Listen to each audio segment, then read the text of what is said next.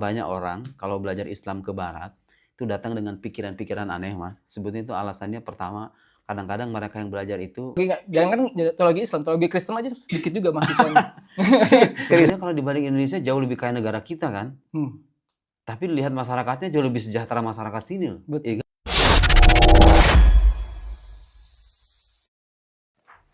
Bismillahirrahmanirrahim. Assalamualaikum warahmatullahi wabarakatuh. Waalaikumsalam warahmatullahi Alhamdulillah wassalatu wassalamu ala Rasulillah wa ala alihi wa sahbihi wa man walah wattaba'a hudah wa ba'd. Sahabat-sahabat semuanya, kali ini saya dan Mas Ikro di hadapan saya akan berbincang-bincang. Mas Ikro ini salah seorang pelajar Indonesia di Universitas Osnabrück. Beliau menekuni Islamic Studies. Nah, Islamic Theology. oh ya, Islamic Theology ya. Ya, Islamic Theology masih cabang dari Islamic Studies gitu kan? Atau emang beda ya? Beda. Di sini ya? Kalau Islamic Studies lebih umum, kalau Islamic Theology lebih spesifik. Jadi hanya, emang ada jurusan spesifik Islamic Theology ya? Islamic Theology. Beliau menekuni Islamic Theology. Saya tidak akan menjadi host, kita akan berbincang-bincang. Saya punya beberapa pertanyaan untuk Mas Ikro, karena ada beberapa hal yang saya lihat dari Mas Ikro ini. Beliau setiap hari mengaji, jadi kita di Bremen mengadakan pengajian rutin. Beliau senantiasa hadir setiap hari. Kemudian dari gaya berpikirnya juga yang enggak liberal atau sekuler gitu ya. Karena selama ini ada stigma negatif bahwa kalau orang belajar agama di barat, di Eropa, di Amerika gitu, itu kadang-kadang pulang itu membawa syubhat, mengkritik hal-hal yang sudah menjadi kesepakatan umum di kalangan orang muslim, mengkritik Quran, ragu dengan pendapat ulama-ulama yang lebih besar kedudukannya dan seterusnya gitu. Nah, Mas Ikro ini beda sendiri gitu loh. Beliau yang menghadiahi saya buku ini. Nah, sebagai ucapan terima kasih saya ajak beliau untuk berbincang-bincang di channel YouTube. Mystical Dimensions of Islam. Ini Annie Mary Schimmel, salah seorang penulis terkemuka di Jerman. Saya pernah menulis tentang beliau di salah satu tulisan saya di Facebook. Ini penulis terkemuka di Jerman, menulis banyak buku tentang Islam. Dan fakta menariknya adalah ternyata saya baru tahu dari beliau, Annie Mary Schimmel ini, di samping mengarang buku yang setebal kayak begini nih, dia menerjemahkan kitab Al-Hikam ke dalam bahasa Jerman ya. Dan itu fakta yang sangat menarik. Dan terjemahannya akurat. Karena dia fasih bahasa Arab sebetulnya. Annie Mary Schimmel. Allahu a'lam. Apakah beliau wafat sebagai muslimah atau bukan, kita nggak tahu. Yang jelas beliau sangat simpatik terhadap ajaran Islam. Banyak meluruskan kesalahpahaman orang-orang Eropa tentang Islam seterusnya. Wafat tahun 2022 di 2002. kota Bonn. 2022. Wafat 2002 ya. 2002 atau 2003 gitulah ya. Di kota Bonn. Oke, Mas Ikro, perkenalkan diri dulu. Oke. Assalamualaikum warahmatullahi wabarakatuh. Ya. Nama saya Muhammad Ikro Nugroho Sugiarto. Biasa dipanggil oleh di kalangan Indonesia Ikro. Sedangkan bagi non Indonesia di sini yang orang-orang Jerman manggil saya Muhammad. Saya berusia 26 tahun, kuliah di Universitas Osnabrück, jurusan Teologi Islam, Magister. S1-nya juga di kampus yang sama dengan jurusan Teologi Islam. Asal di Indonesia dari Bogor. Terus di Indonesia juga alhamdulillah SMP SMA sempat mondok. SMP di Darun Najah Jakarta, SMA di Amanatul Ummah Mojokerto. Terus juga ke Jerman tahun 2000? Ya, di Jerman saya sampai tahun 2018. Oh, sampai 2018 ya? Iya, 2018. Kan kalau selesai mondok itu biasanya ada pengabdian gitu, enggak? Saya enggak ada pengabdian. Langsung? Enggak ada kewajiban pengabdian. Jadi lulus 2018, 17 lulus, 2018-nya langsung balik 2000 ke Jerman, 2018. 2018. Setahun jaraknya. Kenapa memilih Jerman? Belajar agama itu cenderung pilihan orang itu ke Timur Tengah atau di pondok pesantren gitu. Kenapa? Dan apa hal unik yang Anda dapatkan selama hidup di Jerman itu, khususnya di kampus ya? Jadi gini, saya sebenarnya sampai Jerman itu belum ada rencana mau ngambil jurusan agama. Jadi awal belum ada ya? Belum ada. Jadi bukan rencana awal. Bukan rencana awal. Kepleset. Sebenarnya kepleset kalau bisa dibilang. Saya dulu awal ke Jerman, dulu bahkan nggak ada niatan pengen ke Jerman. Dulu niatnya pengen ke Mesir, ke Al-Azhar. Tapi karena saya kelas 12 SMA itu dapat kesempatan untuk ke Jerman, ke Eropa. Akhirnya kepala sekolah saya menyarankan untuk diambil kesempatan itu karena belum ada alumni dari pondok itu yang ke Eropa. Akhirnya saya mengambil kesempatan itu, menerima beasiswa gitu ya kurang lebih, tapi beasiswanya sebenarnya hanya embel-embel saja gitu. pas nyampe Jermannya akhirnya kita mencari Kerja. kerja gitu. Kerja. Iya, jadi tahun pertama itu kerja saat Kan kita. sampai sekarang juga masih kerja kan? Masih kerja juga, tapi tahun Itu pertama boleh kasih tahu gajinya berapa? yang di sini. Waduh. Tapi kan katanya gede kalau di sini kerjanya. Iya, Kerja part time tuh lumayan kan? Maksudnya Iya. untuk menambal uang bulanan tuh lumayan kan? betul betul. Ustaz. Artinya dibandingin sangat mencukupi kan? Mhm. Jadi gini, ada fakta di sini tuh banyak mahasiswa yang sambil kerja. Tapi kerjaan itu nggak mengganggu aktivitas kuliah mereka gitu ya. Betul, Karena dengan kerja part time pun gajinya tuh udah lumayan gitu kan? betul. Dan saya udah nanya di podcast sebelumnya itu Mas Ryan itu, dan ternyata gaji pekerja di sini tuh itu sangat cukup ya, sangat cukup. Bahkan pekerjaan-pekerjaan yang kerap dipandang sebelah mata pun gitu kan, Mhm. kayak pegawai sampah atau cleaning service tuh gajinya juga lumayan besar kan. Betul. Nah, sekali lagi pertanyaan saya, kenapa memilih Jerman sebagai persinggahan dan selama berapa tahun sekarang? 6 tahun. 6 tahun. Nah, apa pelajaran berharga atau pengalaman yang bisa dibagikan kepada orang-orang yang ya ada di luar sana? Iya. Jadi mungkin sekilas tadi pertanyaan mau menjawab pertanyaan sebelumnya, kenapa ngambil jurusan teologi Islam gitu ya. Kan mungkin masih menjadi stigma negatif gitu kalau ngambil jurusan agama itu ya ke Timur Tengah gitu. Kalau ke Eropa kan tadi seperti Ustaz Nurdin bilang banyak yang kritik atau mungkin nanti jadi sekuler, gitu, sekuler atau liberal gitu kan. Sampean kenapa enggak? Nah itu.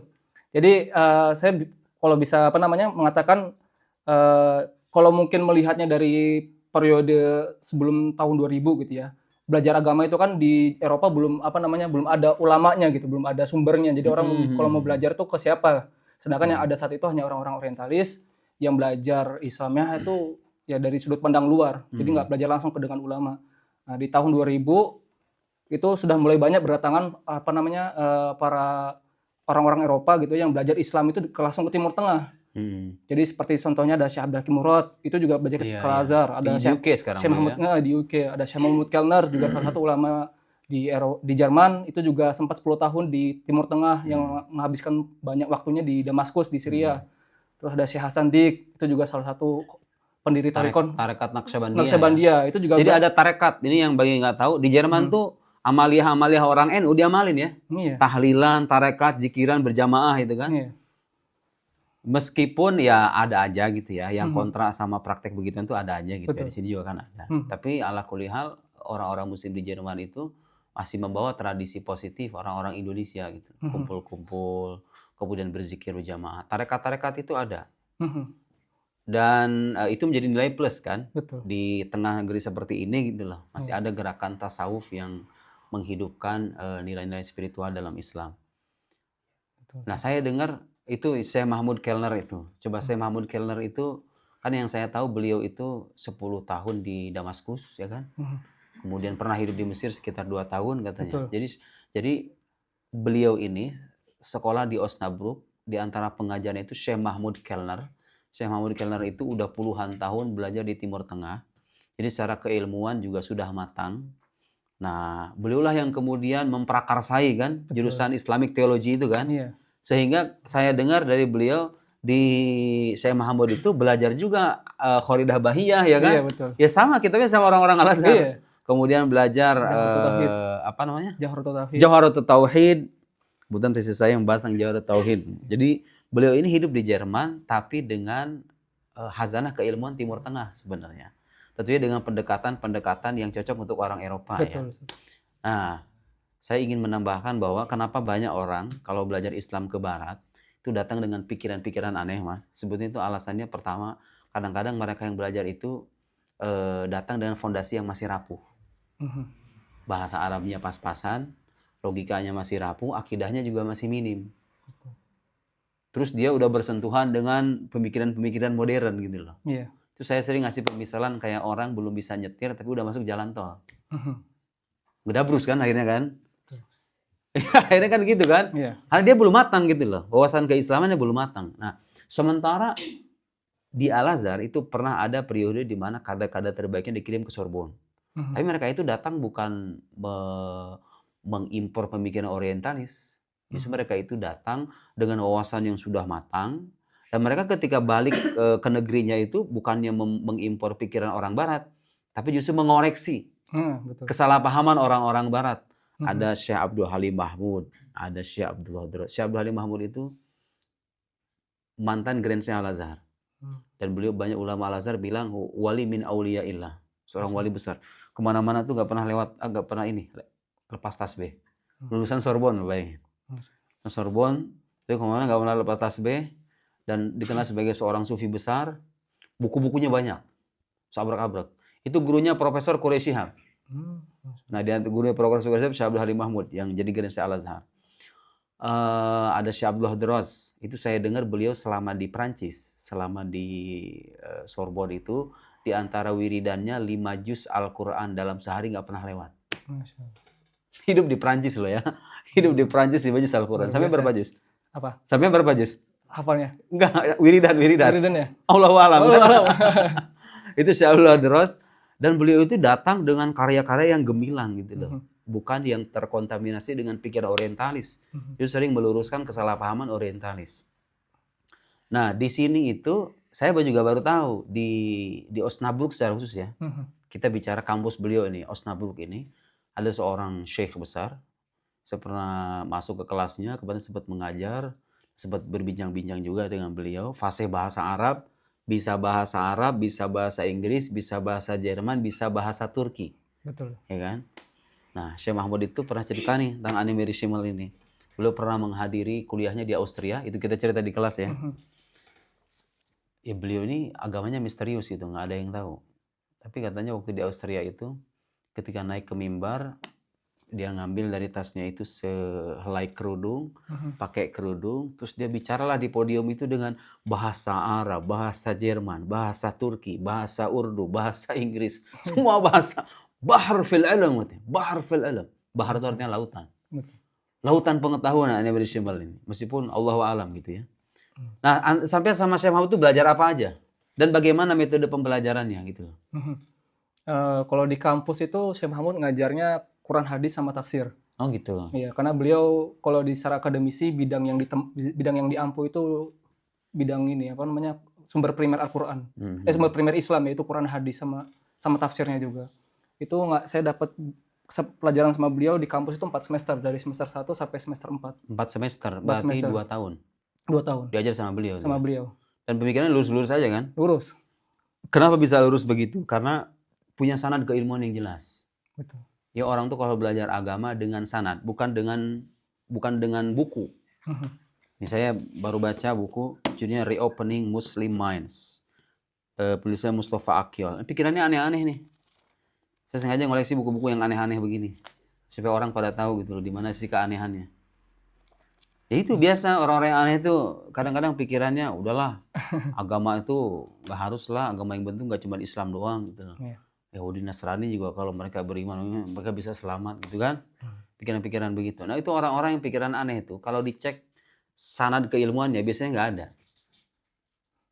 Makanya saya sering bilang kalau orang yang mau belajar agama, dan ingin terjaga pemahamannya, cari guru yang jelas asal muasal belajarnya, ya kan? Betul. Syekh Mahmud itu saya tanya, ana ishtu fi Masr sanatain, katanya.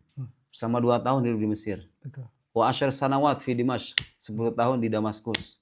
Kemudian belajar kepada ulama-ulama besar. Nah, ulama-ulama ini kan bergurunya sama ulama juga, ulama ini sama ulama juga dan seterusnya. Walhasil nggak memberikan pengaruh tuh belajar di Barat pun ya. Betul. Kalau seandainya gurunya benar. Cuman kalau misalnya orientalis yang belajar Islam melalui buku doang, nggak punya guru gitu kan. Akhirnya lahirlah pemahaman-pemahaman yang aneh gitu loh.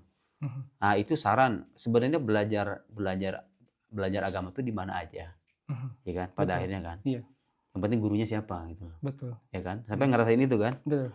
Karena kalau misalnya kita dapat guru yang tepat, walaupun lingkungan kita itu orang-orang sesat, ya kita akan manut sama guru kita kan. Artinya guru kita itu yang kemudian kita serap ilmunya gitu loh.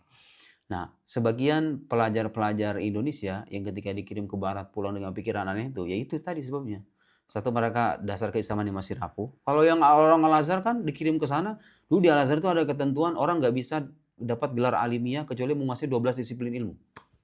Sehingga orang kayak gini nih kalau dikirim ke orientalis, 1000 orientalis sekalipun nggak bakal ngaruh ya kan? Iya. Terus kemudian guru-guru mereka itu sana keilmuannya juga jelas. Nah, sisi minusnya beberapa program Islamic Studies di kampus-kampus Eropa itu yang ngajarnya orang-orang yang nggak ahli sebetulnya. Jadi saya sering membedakan gini, bedakan antara orang yang pintar berkomentar tentang agama dengan orang ahli agama. Itu beda loh. Orientalis itu kan, Masya Allah referensinya kaya sekali. Iya. Tapi dia nggak punya kekuatan metodologis gitu loh, meramu ilmu-ilmu keagamaan. Sehingga kesimpulannya suka aneh-aneh. Nah, kalau orang ahli agama di training sejak awal, makanya saya dengar Syekh Mahmud itu kalau ngajar itu secara berjenjang kan? Betul. Ada istilahnya kelas apa tuh namanya? Di madrasahnya itu ada Safa, Safa, Marwah, pakai nama-nama tempat suci itu. Iya. Safa, Marwah terus apa lagi? Mina, Musdalifah, Raudah. Mina, Musdalifah. Raudah paling akhir. Raudah paling akhir. Iya. Nggak sampai jannah. Kan Raudah itu jannah. Oh iya. Raudah itu jannah ya. Raudah dari jannah kan. Oh iya. Jadi itu berjenjang ya, berjenjang. Coba waktu jenjang awal belajar kitabnya apa? Masih ingat nggak? Yang Safa itu ini, pagi ya Safa ya? Khoridatul Bahiyah sudah Khoridah belajar. Bahiyah, coba bayangin tuh. Itu kitabnya sama dengan kitabnya orang Al-Azhar. Ya kan? Terus apa lagi? Marwah itu sudah masuk Jawharatul Tauhid tapi belum hatam. Oh, Jadi Jawharatul kayak separuhnya ya. separuh di Marwah, separuhnya lagi di tingkatan selanjutnya. Oh, jadi gitu. dihatamin Dipartisi di ya. Minanya. Mina itu artinya level lanjutannya. Yang ketiga.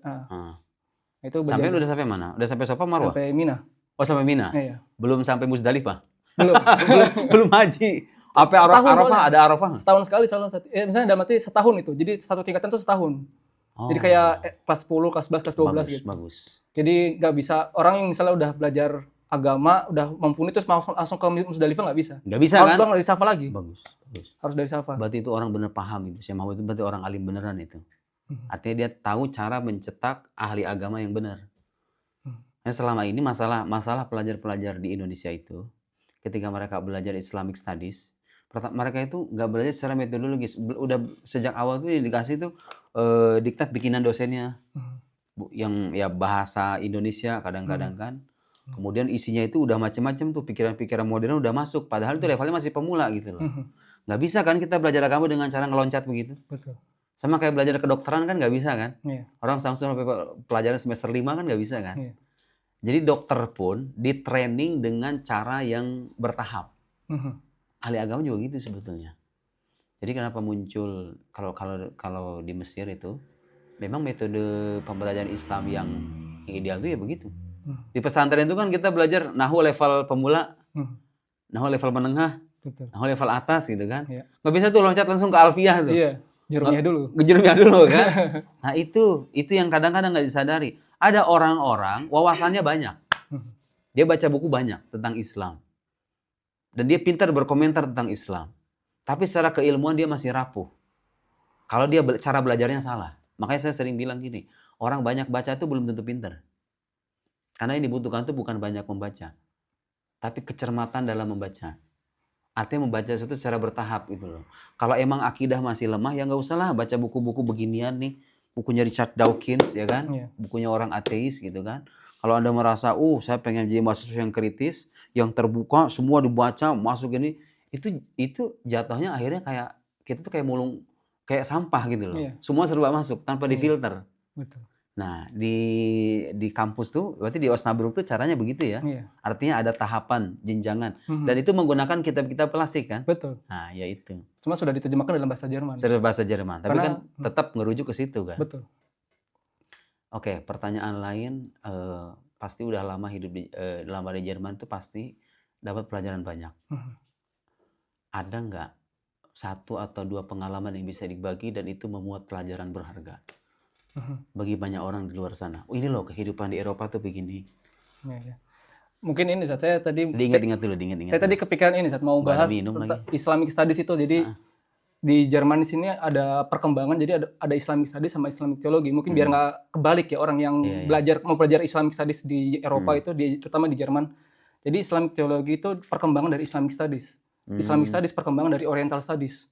Oh gitu. Jadi makanya Islamic Studies sama Oriental Studies itu sebenarnya satu rumpun. Yang dipelajari itu Islam secara umum. Mm-mm. Jadi baik yang mahasiswanya maupun profesornya, dosennya itu nggak harus Islam, nggak harus memeluk agamanya. Yang Islamic Studies itu? Yang Islamic Studies. Yang Oh, penting gitu. ada ketertarikan dalam mempelajari Itu Islam. kayak di kampus-kampus lain kayak gitu kan? Iya, itu Islamic Studies. Jadi kalau dalam bahasa Jerman itu istilahnya außen perspektif. Jadi dari perspektif luar belajar Islamnya itu. Jadi nggak ada keharusan yang mau belajar itu harus memeluki agamanya. Mm-mm. Gitu. Jadi nggak ada. Saya dulu sempat setahun belajar Oriental Studies, belajar Islamic Studies di Bochum. Mm-mm. Itu dosen saya non Muslim, ngajarnya filsafat Islam. Iya. Ngajarnya filsafat Gitu ya. Islam tapi non Muslim. Iya, iya. Dosen Itu saya. Islamic Studies. Islamic Studies. Kalau Islamic Theology itu secara spesifik memang pengajarnya orang-orang Muslim. Orang-orang Muslim. Jadi Islamic Theology memang baik dosennya maupun mahasiswanya Muslim semua. Iya, emang yang paham lah ya. Mhm. Apalagi orang kayak Syekh Mahmud itu kan. Iya. Jadi mempelajari Islamnya dari sudut Tapi pandang kalau dalam. boleh tahu metode kayak begini ada nggak di kampus yang selain Osnabrück? Ada. Kalau saya, tapi Islamic Theology belum begitu banyak, tapi beberapa kampus seperti di Berlin itu sudah ada Islamic Theologinya, di Münster sudah ada, terus tahu saya juga di Frankfurt sama di Tübingen itu juga ada. Banyak pelajarnya banyak. Kurang begitu banyak, sedikit. Karena kan di sini Muslim masih minoritas 5% Nggak dari cuma itu, jadi populasinya. itu efek dari cara pandang orang Eropa juga kan dalam melihat agama kan. Iya. Kayaknya orang-orang Eropa tuh mandang agama tuh nggak usah dipelajari, nggak usah didiskusiin lah. Jadi percaya yang mau percaya, Iya yang sih. kafir gitu loh kan gitu kan. Iya, jurusan teologi jangan kan teologi Islam, teologi Kristen aja sedikit juga mahasiswanya.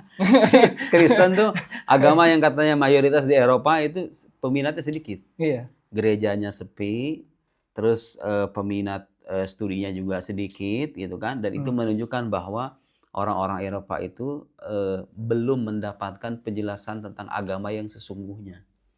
Kalau mereka tahu Islam dengan versi yang sophisticated, Islam yang sudah matang secara intelektual, mereka pasti akan berbondong-bondong kan sebetulnya.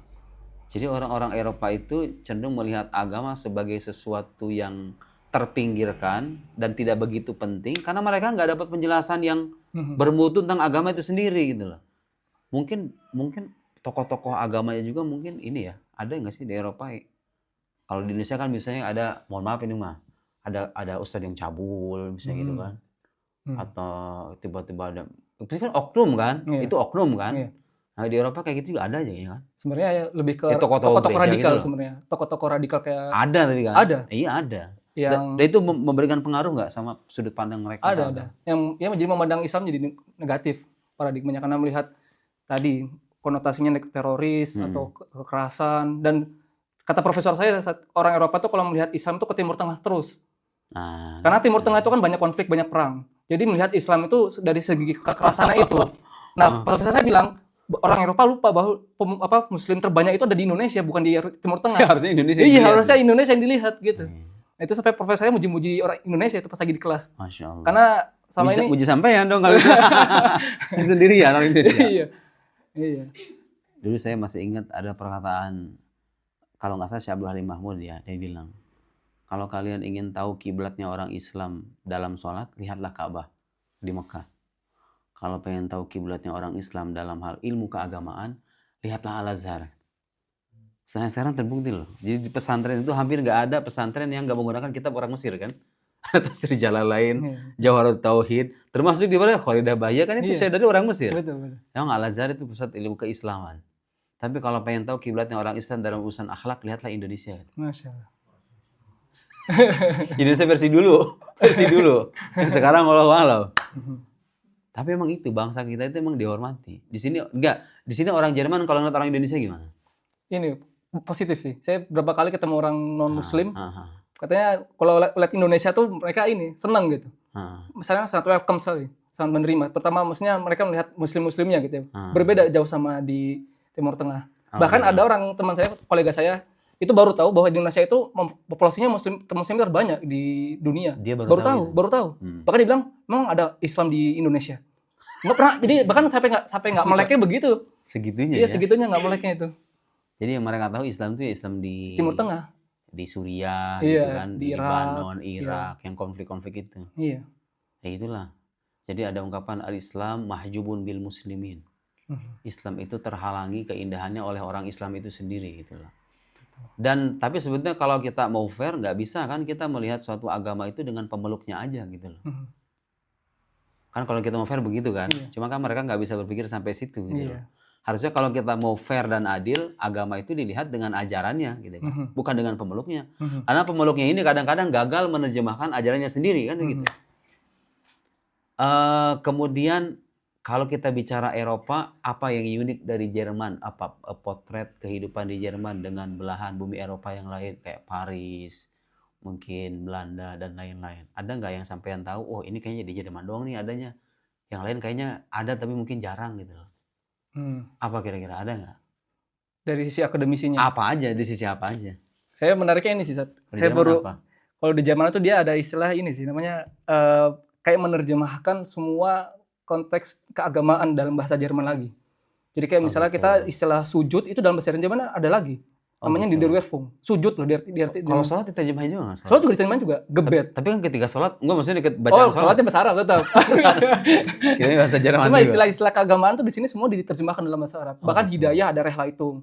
Terus takwa, Gottesfurcht. Jadi semua istilah keagamaan tuh sini ada terjemahannya. Itu menurut saya belum kayaknya nggak ada gitu di negara. Mungkin ada sih. Tapi di sini konteksnya tuh mereka menerjemahkan lagi dalam bahasa Jerman. Bahkan istilah-istilah yang susah dipahami dalam bahasa Indonesia gitu ya. Karena kita istilah takwa itu taunya takwa, tapi kan susah. Orang kalau tanya takwa itu apa, susah juga untuk mengerti takwa itu apa. Dan di Jerman dengan ada terjemahan itu jadi orang lebih paham gitu. Oh, Gottesfurcht-nya rasa takut kepada Allah. Atau soleh dalam bahasa Jerman artinya Rechtschaffen. Rechtschaffen, jadi membentuk menjadi baik. Jadi ada inilah namanya penerjemahan-penerjemahannya itu yang membantu orang itu memudahkan dalam berpikir. Itu menurut saya sisi dalam bahasa Jerman itu lebih rasional. Karena dia nggak mudah menerima bahasa asing lalu mereka terjemahkan ke dalam bahasa Jerman gitu. Mungkin ada ini yang tambahkan tuh yang saya tahu, Islamophobia. Di Jerman tuh nggak begitu tinggi ya ketimbang misalnya di Paris atau di mana, ya kan? Iya, kalau di Paris itu relatif ya lebih rendah lah. Lebih rendah. Karena di Paris saya nih kalau ke jalan-jalan saya bawa tasbih gitu. Nggak disangka teroris juga kan? Betul. Misalnya kita jalan-jalan bawa tasbih terus pakai peci begini gitu loh. Iya. Mungkin kalau dulu habis peristiwa WTC kali ya. Iya. Ada mungkin efeknya ke sini tuh ya. Iya. Sebenarnya kalau secara sejarah juga Jerman itu kan dulu bersahabat dengan Turki. Pas Perang Dunia I itu kan Jerman sama Turki itu bersekutu. Jadi jadi Jerman itu lebih menerima Islam sejak awal dari awal. Iya. Karena sudah bersekutu pas Perang Dunia I dan orang Turki di sini katanya punya privilege gitu ya. Katanya kalau mendirikan masjid mereka gampang gitu kan. Betul. Dan ada masjid-masjid yang besar itu, saya juga pernah mengunjungi itu yang di mana? Yang di Köln itu ya. Di Köln. Itu masjid terbesar juga ya di Jerman. Masjid terbesar di Jerman Turki, kan? Dan di Eropa Barat juga itu salah satu terbesar. Jadi secara umum di sini nggak ada ya Islamophobia itu. Pemerintahnya pun artinya mengakomodir gitu. Sebenarnya ada Islamophobia tapi cenderung lebih banyak di Jerman Timur. Karena Jerman Timur itu kan dulu zaman bekas jajahannya Uni Soviet. Jadi pahamnya lebih banyak paham komunis. Iya. Nah, itu masih ditemukan orang-orang yang demo anti-Islam itu masih ada. Gitu. Di Leipzig sama di Dresden. Itu masih ada. Dan partainya juga ada yang tidak mendukung adanya Muslim di sini. Namanya Partai AfD. Gitu. Iya, itu program-program yang ditawarkan ke pemerintah tuh banyak yang kayak mengusir imigran, mengusir orang-orang Muslim. Jadi banyak juga yang dalam arti tidak setuju dengan kehadiran Islam di sini. Kalau di kampus nih orang-orang yang terdidik tuh kayaknya nggak ini ya. Iya, kalau yang terdidik. Welcome aja ya. Welcome. Terus ada nggak saya bilang kesulitan terbesar jadi Muslim di perantauan negeri kayak begini tuh apa? Sampai udah punya pasangan udah punya calon belum sih? Nanya di sini nanya kayak gini. Nanya di podcast. Dia kalau mau jawab belum, ternyata udah dia nonton kan enggak. Mau jawab udah juga malu. Jadi jawab setelah di podcast. Nggak apa-apa yang susah. Di sini orang nikah beda agama banyak kan katanya kan? Banyak. Orang Indonesia nih. Nikah beda agama, iya. Orang Indonesia yang nikah sama bule misalnya. Nah, iya itu. Bahkan nikah di sini nggak perlu nikah, Jadi cukup pacaran, terus mereka saling ngakui, saling suka, saling cinta, terus tinggal bareng itu secara. Iya, bagi orang Eropa kan gitu sih. Legal gitu. Jadi semuanya gitu kan. Bahkan banyak teman-teman saya yang udah sampai tua 40 itu belum nikah.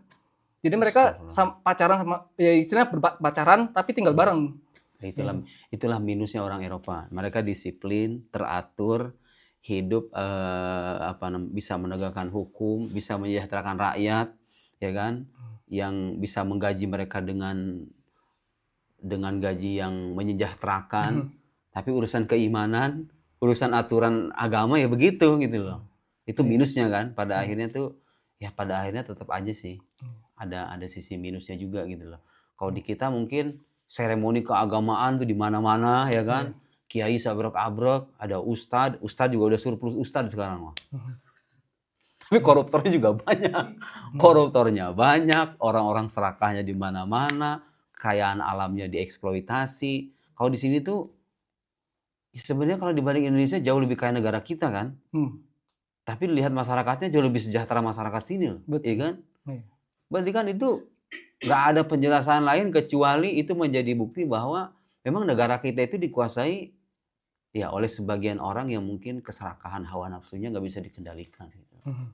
Itu harusnya menjadi bahan kritik ya. Jadi potret kedisiplinan, kemudian cara orang Eropa mengatur negerinya itu harusnya dijadikan bahan kritik. Kita yang Muslim ini harusnya bisa gitu loh. Nggak ada sogok menyogok, ya kan? Nggak ada istilah pengen jadi polisi lewat jalur belakang. Atau pengen jadi anggota dewan dengan cara menyogok. Enggak kan? Artinya mereka fair kan? Jadi masalah jabatan tuh bicara kualifikasi gitu. Bukan duit gitu kan? Ya tapi mudah-mudahan lah itu bisa menjadi bahan pembelajaran ya buat kita. Ada pesan terakhir? Buat teman-teman di Indonesia? Buat calon? Buat calon? Iya. Buat teman-teman Indonesia terutama yang mau melanjutkan kuliah studi Islam gitu ya di Eropa terutama. Ya, insya Allah di sini sudah mulai banyak perkembangan Islam di Jerman dan sudah menunjukkan nilai positif gitu ya karena terus berkembang dan keilmuan teologi Islam juga sekarang sudah makin meluas gitu ya di Jerman dan sudah mulai banyak diterima juga, jadi nggak perlu khawatir yang mau ngambil kuliah studi Islam. Tapi kalau yang mau lurus lebih ke teologi Islamnya bukan ke Islamic Studies-nya, karena Islamic Studies itu lebih mempelajari Islam secara umum, yaitu lebih ke budayanya, sejarahnya, tokoh-tokohnya. Nah, kalau Islamic teologi yang dipelajari usul fiknya, akidahnya, tauhidnya. Jadi lebih mendalam. Kalau analogikanya Islamic Studies itu seperti berenang. Berenang itu kan di permukaan. Nah, kalau Islamic teologi itu menyelam. Nah, jadi masuk ke dan dalam. harus pakai alat ya. Alatnya juga harus mantap gitu. Betul. Iya, kalau nggak tenggelam beneran nanti. Kalau nggak tenggelam beneran, bagus. Itulah obrolan kita ya, teman-teman semuanya. Mudah-mudahan bisa memberikan manfaat. Kita doakan mudah-mudahan Mas Ikro lulus tepat waktu. Amin. Ya kan, berjodoh dengan calon yang dia inginkan. Insya Allah. Dan bisa menyelesaikan studinya di Jerman sampai S3 kalau perlu. Pulang membawa manfaat untuk masyarakatnya. Amin. Dan kita doakan juga mudah-mudahan saudara-saudara muslim kita di Bremen dan sekitarnya diberikan keistiqomahan dalam menjalankan agama. Sekian dari kami. Wassalamualaikum warahmatullahi wabarakatuh. Waalaikumsalam warahmatullahi wabarakatuh.